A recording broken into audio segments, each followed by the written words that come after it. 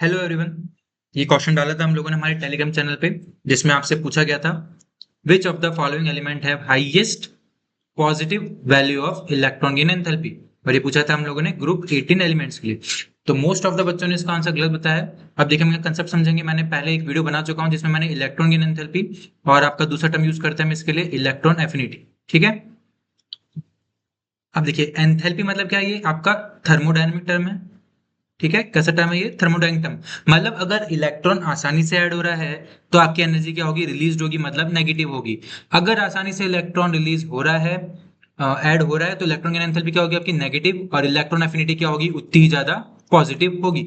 लेकिन अगर आपको एनर्जी देनी पड़ रही है इलेक्ट्रॉन को ऐड कराने में, तो ये इलेक्ट्रॉन की एंथैल्पी क्या हो जाएगी? आपकी पॉजिटिव। और इलेक्ट्रॉन एफिनिटी क्या हो जाएगी? नेगेटिव। दोनों अपोजिट होते हैं। ये मैं एक वीडियो बना चुका हूँ। ठीक है। अब देखिए आप सबको पता है group 18 elements noble gas electronic configuration होता है। हीलियम का क्या होता है? आपका NH2। और इन सब का क्या होता है लास्ट में? आपका NH2Np6। ठीक है। हाईली स्टेबल इलेक्ट्रॉनिक कॉन्फ़िगरेशन है, तो ऑब्वियसली बात है इलेक्ट्रॉन ऐड होगा नहीं, तो हमको क्या देनी पड़ेगी? एनर्जी देनी पड़ेगी। एनर्जी देनी पड़ेगी मतलब एंथैल्पी जो टर्म है वो क्या हो जाएगी? आपकी पॉजिटिव। इसलिए जो नोबल गैस है उनकी इलेक्ट्रॉन की एंथैल्पी क्या होती है? पॉजिटिव होती है। वहीं अगर मैं इलेक्ट्रॉन एफिनिटी की बात करूं तो वो क्या होगी? आपकी नेगेटिव। देखिए ये आपकी एटकिंस बुक है, जिन बच्चों ने पढ़ी हुई है 7th एडिशन। देखिए यहाँ पे जो इलेक्ट्रॉन एफिनिटी दे रखी है वो किसमें दे रखी है? आपकी नेगेटिव में। तो अगर इलेक्ट्रॉन गेन एंथैल्पी पॉजिटिव है तो इसका मतलब एफिनिटी मतलब उनकी लेने की टेंडेंसी क्या हो जाएगी? आपकी नेगेटिव। अब बात करते हैं हम लोग कि हाईएस्ट पॉजिटिव वैल्यू पूछ रहा है वो किसकी होगी। तब देखिए हीलियम का इलेक्ट्रॉन कॉन्फ़िगरेशन क्या है? आपका NH2। लेकिन बाका क्या है? आपका नोबल गैस इलेक्ट्रॉनिक कॉन्फ़िगरेशन है। इसका मतलब हीलियम के कंपैरिजन में अगर आप नियॉन, आर्गन, क्रिप्टॉन, ज़ीनॉन और रेडॉन में इलेक्ट्रॉन को ऐड कराना चाहेंगे तो हमको ज्यादा एनर्जी देनी पड़ेगी कंपेरेटिवली टू हीलियम। इस वजह से जो lowest positive value of electron enthalpy वो किसके लिए हो जाएगी? आपकी हीलियम के लिए। किसके लिए हो जाएगी? लोवेस्ट हीलियम के लिए।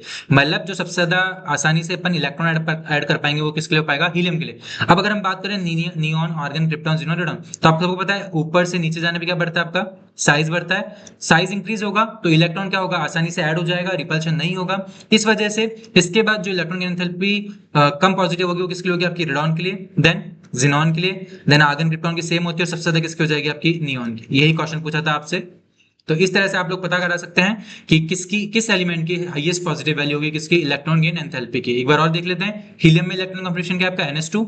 जबकि बाकी जो ग्रुप 18 एलिमेंट्स हम मान सकते हैं इनके पास कैसा है? नोबल गैस इलेक्ट्रॉनिक कॉन्फ़िगरेशन है। तो इस वजह से सबसे कम सबसे आसानी से इलेक्ट्रॉन किसमें ऐड होगा? आपके हीलियम में। अब फिर अगर हम बाकी कंपेयर करेंगे तो ऊपर से नीचे पे साइज बढ़ेगा तो इलेक्ट्रॉन आसानी से ऐड होगा।